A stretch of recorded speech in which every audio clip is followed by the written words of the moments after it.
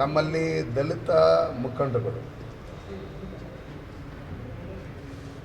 ಒಂದಷ್ಟು ಜನ ಲೀಡರ್ಗಳು, ಬೇರೆ ಬೇರೆ ಸಂಘಟನೆಗಳಲ್ಲಿರ್ತಕ್ಕಂಥವ್ರು, ನಾವು ಬೇರೆ ಪಾರ್ಟಿಗೆ ಸಪೋರ್ಟ್ ಮಾಡ್ತೀರಿ, ನಾವು ಮೊದಲಿಂದನೂ ನಾವು ಹಂಗೆ ನಾವು ಯಾವತ್ತೂ ಬಿ ಜೆ ಪಿಗೆ ನಾವು ಸಪೋರ್ಟ್ ಮಾಡಿಲ್ಲ ಅಂತ ಹೇಳಿದಂಥ ಸಂದರ್ಭದಲ್ಲಿ ನಾವು ಅವ್ರನ್ನ ಕರೆದು ದಯವಿಟ್ಟು ನಮ್ಮಲ್ಲಿ ಮಲ್ಲೇಶ್ ಬಾಬುಗೆ ಸಪೋರ್ಟ್ ಮಾಡಿ, ಕಾಂಗ್ರೆಸ್ ಪಾರ್ಟಿ ಅಂಬೇಡ್ಕರ್ಗೆ ಅಪಮಾನ ಮಾಡಿರ್ತಕ್ಕಂಥ ಪಾರ್ಟಿ ಅಂಥೇಳಿ ನಾವು ಬಲವರ್ಧನೆಗಾಗಿ ಭೀಮಾ ಸಮಾವೇಶ ಮಾಡಿದ್ದಾದಮೇಲೆ ಸುಮಾರು ದಲಿತ ಸಂಘಟನೆಗಳು ನಮ್ಮಲ್ಲಿ ಸನ್ಮಾನ್ಯ ನರೇಂದ್ರ ಮೋದಿಜಿಯವ್ರ ಬಗ್ಗೆ ಗೌರವ ಹೆಚ್ಚಾದಂಥ ಸಂದರ್ಭದಲ್ಲಿ ನಾವು ಒಂದು ಕಾರ್ಯಕ್ರಮ ಮಾಡ್ತೀರಿ, ನೀವು ಗೆಸ್ಟಾಗಿ ಬಂದೋಗಬೇಕು ಅಂತ ಹೇಳಿದಾಗ ಅಲ್ಲಿ SC ST ಎಲ್ಲ ಜಾತಿಯ SC ST ಇರ್ತಕ್ಕಂಥವ್ರು ಒಂದಷ್ಟು ಜನ ಲೀಡ್ರ್ಗಳು ಒಂದು ಮೀಟಿಂಗ್ ಮಾಡಿ ನನ್ನನ್ನು, ನಮ್ಮ ಅಭ್ಯರ್ಥಿನ, ನಮ್ಮ MLC ಅವ್ರನ್ನ, ಅಶೋಕಣ್ಣವ್ರನ್ನ ಗೆಸ್ಟಾಗಿ ಅಲ್ಲಿ ಕರೆದಾಗ ಹೋಗುತ್ತವ್ರು ಸಹಜ. ಅದು ನಾನು ಅದಕ್ಕೋಸ್ಕರ ಯಾರನ್ನ ಪರ್ಮಿಷನ್ ಹೋಗಬೇಕಾಗಿಲ್ಲ, ನನಗೂ ಸ್ವತಂತ್ರ ಇದೆ.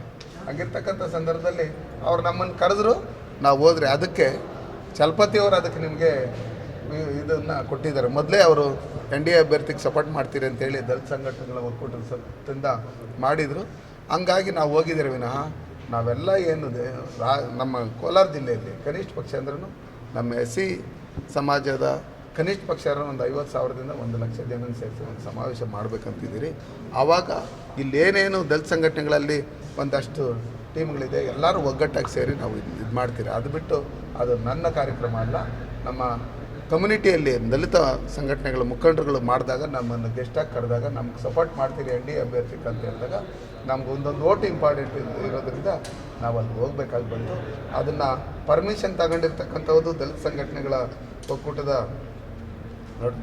ಚಲಪತಿ ಅಧ್ಯಕ್ಷರು, ದಲಿತ ಪ್ರಗತಿಪರ ದಲಿತ ಸಂಘಟನೆಗಳ ಒಕ್ಕೂಟ ಅಂತೇಳಿ ಪರ್ಮಿಷನ್ ತಗೊಂಡಿರ್ತಕ್ಕಂಥದ್ದು.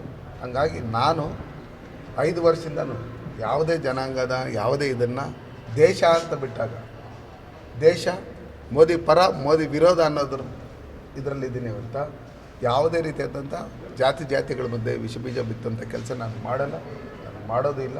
ಮುಂದೆ ನಾವೆಲ್ಲ ಒಗ್ಗಟ್ಟಾಗಿ ಇದ್ದೀರಿ. ಚುನಾವಣೆ 26ನೇ ತಾರೀಕು ಮುಗಿದಿದ್ದಾದಮೇಲೆ ನಾವು ನಮ್ಮ ಕಾನ್ಸ್ಟಿಟ್ಯೂನ್ಸಿಗಳಲ್ಲಿ ಇವತ್ತೇನೇನು ಕೆಲಸ ಮಾಡ್ತಾಯಿದ್ರೆ ಅದನ್ನು ಅಂಕಿಅಂಶಗಳನ್ನು ತಗೊಂಡು ಮುಂದಿನ ದಿನಗಳಲ್ಲೆಲ್ಲ ಒಗ್ಗಟ್ಟಾಗಿ. ಬಂಗಾರಪೇಟೆ 28ರ ಕ್ಯಾಂಡಿಡೇಟ್ ಯಾರು ಸರ್? ಅದು ಈಗಾಗಲೇ ನಮ್ಮಲ್ಲಿ ಯಾರ್ಯಾರು ಈಗ ನಾನಲ್ಲಿ ಕ್ಯಾಂಡಿಡೇಟು ಅನ್ನೋ ಲೆಕ್ಕಾಚಾರದ ನಾನು ಎಲ್ಲೂ ಹೇಳಿಲ್ಲ. ನಮ್ಮಲ್ಲಿ MP ಚುನಾವಣೆಯಲ್ಲಿ ಟಿಕೆಟ್ ಬಿಟ್ಕೊಡ್ಬೇಕು ಅಂತ ಹೇಳ್ಬಿಟ್ಟು ಹೇಳಿದಾಗ ನಾವು ಬಿಟ್ಕೊಟ್ಟಿದ್ದೀರಿ. ಬಿಟ್ಕೊಟ್ಟಂಥ ಸಂದರ್ಭದಲ್ಲಿ ನಿಮ್ಮ ಸಹೋದರ ನಾನೇ ಅಭ್ಯರ್ಥಿ ಅಂತ ಹೇಳ್ಬಿಟ್ಟು ಹೇಳಿರ್ತಕ್ಕಂಥದ್ದು ನಾನು ಮೊನ್ನೆ ನೋಡಿದೆ.